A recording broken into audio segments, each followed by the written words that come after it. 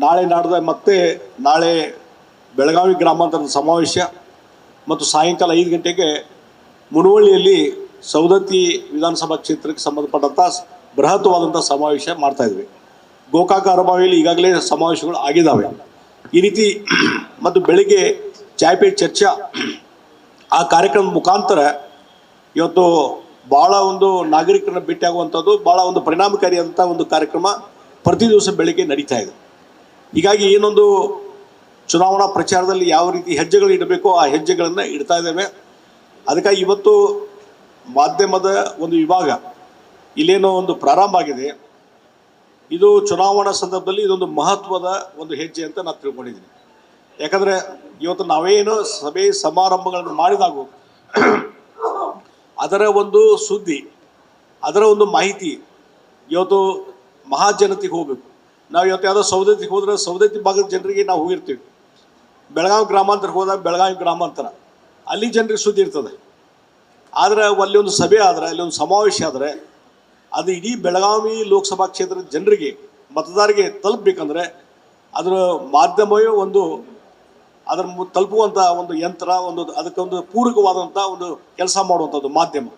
ಅದು ಇಲೆಕ್ಟ್ರಾನಿಕ್ ಮಾಧ್ಯಮ ಇರ್ಬೋದು ಮತ್ತು ಪ್ರಿಂಟ್ ಮಾಧ್ಯಮ ಇರ್ಬೋದು. ಅದರ ಜೊತೆಗೆ ಏನದು ಯೂಟ್ಯೂಬ್ ಚಾನಲ್ಸ್ ಇರ್ಬೋದು. ಇದರ ಮುಖಾಂತರ ಇವತ್ತು ಭಾಳ ದೊಡ್ಡ ಪ್ರಮಾಣದಲ್ಲಿ ಮಾಧ್ಯಮದ ಒಂದು ಪ್ರಭಾವ ಇದೆ, ಪರಿಣಾಮಕಾರಿಯಾದಂಥ ಮಾಧ್ಯಮದ ಒಂದು ಶಕ್ತಿ ಇದೆ.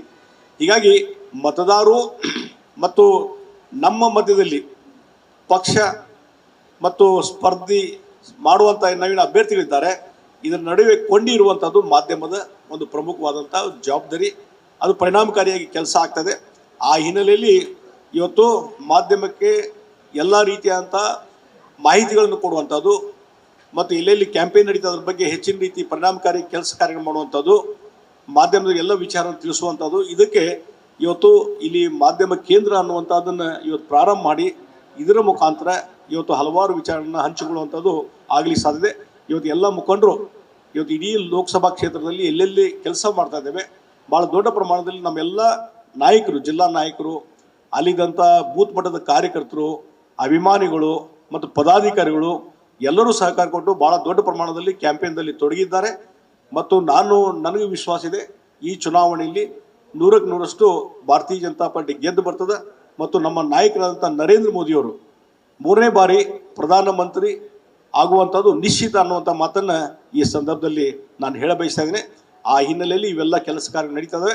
ಮತ್ತು ನಾನು ನಾಮಪತ್ರ ಸಲ್ಲಿಕೆ 17ನೇ ತಾರೀಕಿಗೆ ಬೆಳಿಗ್ಗೆ 10 ಮೆರವಣಿಗೆ ಮುಖಾಂತರ ಹೋಗಿ ನಾಮಪತ್ರ ಸಲ್ಲಿಕೆ ಮಾಡ್ತಿದ್ವಿ. ಅದು ಎಲ್ಲಿಂದ ಪ್ರಾರಂಭ ಆಗ್ತದೆ ಇನ್ನು ನಾಳೆ ನಾಡ್ದು ಅದರ ಮಾಹಿತಿಯನ್ನು ನಾವು ಕೊಡ್ತೀವಿ. ಅದಾದಮೇಲೆ ಅವತ್ತು ದೊಡ್ಡ ಸಂಖ್ಯೆಯಲ್ಲಿ ಅಭಿಮಾನಿಗಳು, ಭಾರತೀಯ ಜನತಾ ಪಾರ್ಟಿ ಕಾರ್ಯಕರ್ತರು, ಮತದಾರರು ಎಲ್ಲರೂ ಆ ಒಂದು ಕಾರ್ಯಕ್ರಮಕ್ಕೆ ಬರಬೇಕನ್ನುವಂಥ ವಿನಂತಿಯನ್ನು ನಾನು ಮಾಡ್ತೀನಿ. ಇದೇ ತಿಂಗಳ 17ನೇ ತಾರೀಕಿಗೆ ಈ ಒಂದು ನಾಮಪತ್ರ ಸಲ್ಲಿಕೆ ಕಾರ್ಯಕ್ರಮ ಮಾಡ್ತಿದ್ದೀನಿ. ದಯವಿಟ್ಟು ಎಲ್ಲರೂ ಸಹಕಾರ ಕೊಡಬೇಕು ಅನ್ನುವಂಥ ವಿನಂತಿ ಮಾಡಿ, ಮಾಧ್ಯಮದ ಮಿತ್ರರು ಸಹಿತ ಇಲ್ಲಿವರೆಗೂ ಎಲ್ಲ ರೀತಿ ಈ ಚುನಾವಣೆಯಲ್ಲಿ ಈ ಚುನಾವಣಾ ಪ್ರಚಾರ ಮಾಡಲಿಕ್ಕೆ ಮತ್ತು ಜನರಿಗೆ ನಮ್ಮ ವಿಚಾರಗಳನ್ನು ತಿಳಿಸ್ಲಿಕ್ಕೆ ಎಲ್ಲ ರೀತಿ ಸಹಾಯ ಸಹಕಾರವನ್ನು ನಮ್ಮ ಮಾಧ್ಯಮದ ಮಿತ್ರರು ಕೊಟ್ಟಿದ್ದಾರೆ. ಹೀಗಾಗಿ ಅವರಿಗೆ ನಾನು ವಿಶೇಷವಾದಂಥ ಅಭಿನಂದನೆಗಳು ಸಲ್ಲಿಸ್ತೇನೆ. ಇದೇ ರೀತಿಯಾದ ಸಹಕಾರ ಎಲ್ಲ ಸಂದರ್ಭದಲ್ಲಿ ಇರಲಿ.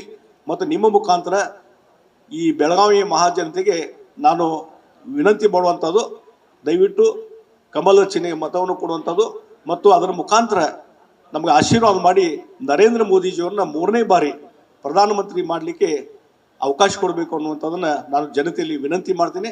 ಮತ್ತು ನರೇಂದ್ರ ಮೋದಿಜಿಯವ್ರನ್ನ ಈ ಒಂದು ಬೆಳಗಾವಿಯ ಒಂದು ಕ್ಯಾಂಪೇನ್ ಸಂದರ್ಭದಲ್ಲಿ, ಪ್ರಚಾರ ಸಂದರ್ಭದಲ್ಲಿ ಅವ್ರ ಮುಖಾಂತರ ರ್ಯಾಲಿ, ಪಬ್ಲಿಕ್ ಅಡ್ರೆಸ್ ಮಾಡುವಂಥದ್ದು, ಅದನ್ನು ಕರೆಸುವಂಥದ್ದು ಬಗ್ಗೆ ನಾವು ದೆಹಲಿಯ ನಾಯಕರ ಜೊತೆ ಮಾತಾಡಿದ್ದೇನೆ, ರಾಜ್ಯದ ನಾಯಕರ ಜೊತೆ ಮಾತಾಡಿದ್ದೇನೆ. ಆ ಅವಕಾಶ ದೊರೀಬಹುದು ಅನ್ನುವಂಥ ಒಂದು ಭರವಸೆ ನನಗಿದೆ ಅನ್ನುವಂಥ ಮಾತನ್ನು ಹೇಳ್ತೀನಿ. ಇದರ ಜೊತೆಗೆ ಯೋಗಿ ಆದಿತ್ಯನಾಥ್ ಅವರು ರ್ಯಾಲಿ ಮಾಡಬೇಕನ್ನುವಂಥದ್ದು ಮತ್ತು ದೇವೇಂದ್ರ ಫಡ್ನವೀಸ್ ಇರ್ಬೋದು, ಶಿಂದೆ ಅವರು ಇರ್ಬೋದು, ಮಹಾರಾಷ್ಟ್ರದ ಮುಖ್ಯಮಂತ್ರಿ, ಮತ್ತು ನಮ್ಮ ಗೋವಾದ ಮುಖ್ಯಮಂತ್ರಿ ಸಾಮಂತ್ ಅವರು ಇರ್ಬೋದು, ಅದೇ ರೀತಿ ನಿತಿನ್ ಗಡ್ಕರಿ ಅವರು, ಇವರೆಲ್ಲವನ್ನು ಕರೆಸಬೇಕನ್ನುವಂಥ ಒಂದು ಅಭಿಲಾಷೆ ಇದೆ. ಅದಕ್ಕಾಗಿ ಪೂರಕವಾದಂಥ ಕೆಲಸವನ್ನು ಮಾಡ್ತೀವಿ. ಮತ್ತು ಯಡಿಯೂರಪ್ಪನವರು ಸಹಿತ ಈಗಾಗಲೇ ಬಂದು ಹೋಗಿದ್ದಾರೆ ಮತ್ತು ನಾಮಪತ್ರ ಸಲ್ಲಿಕೆ ಸಂದರ್ಭದಲ್ಲಿ ಅವರಿಗೂ ಸಹಿತ ಬರಲಿಕ್ಕೆ ನಾನು ರಿಕ್ವೆಸ್ಟ್ ಮಾಡಿದ್ದೀನಿ. ಇನ್ನೂ ರಾಜ್ಯದ ಹಲವಾರು ನಾಯಕರು ಬರೋರಿದ್ದಾರೆ. ಹೀಗಾಗಿ ಭಾಳ ಒಂದು ಒಳ್ಳೆ ರೆಸ್ಪಾನ್ಸ್ ನಾನು ಎಲ್ಲೆಲ್ಲಿ ಹೋಗ್ತೀನಿ, ಪ್ರವಾಸ ಮಾಡ್ತೀನಿ, ಜನತೆಯಿಂದ ಒಳ್ಳೆಯ ರೆಸ್ಪಾನ್ಸ್ ಸಿಗ್ತಾ ಇದೆ. ಒಳ್ಳೆಯ ಸ್ಪಂದನೆ ಸಿಕ್ಕಿದೆ. ಹೀಗಾಗಿ ಆ ಎಲ್ಲರ ಬೆಂಬಲವನ್ನು ತೆಗೆದುಕೊಂಡು ಇವತ್ತು ನಿಮ್ಮ ಆಶೀರ್ವಾದ ತೆಗೆದುಕೊಂಡು ಇವತ್ತು ಈ ಒಂದು ಚುನಾವಣೆಯಲ್ಲಿ ಜಯಶಾಲಿ ಆಗ್ತೀನಿ ಅನ್ನುವಂಥ ಒಂದು ಭರವಸೆ ಇಟ್ಟುಕೊಂಡು ಮತ್ತೊಮ್ಮೆ ಎಲ್ಲ ಮಾಧ್ಯಮದ ಮಿತ್ರರು ಎಲ್ಲರಿಗೂ ಸಹಿತ ನಾನು ಅಭಿನಂದನೆ ಸಲ್ಲಿಸಿ ನಾನು ಮಾತು ಮುಗಿಸ್ತೇನೆ. ನಮಸ್ಕಾರ, ಜೈ ಹಿಂದ್. ನ್ಯೂಸ್ ಫಸ್ಟ್ ನಿರ್ಭೀತಿಯಿಂದ ನಿಮ್ಮ ಪರವಾಗಿ.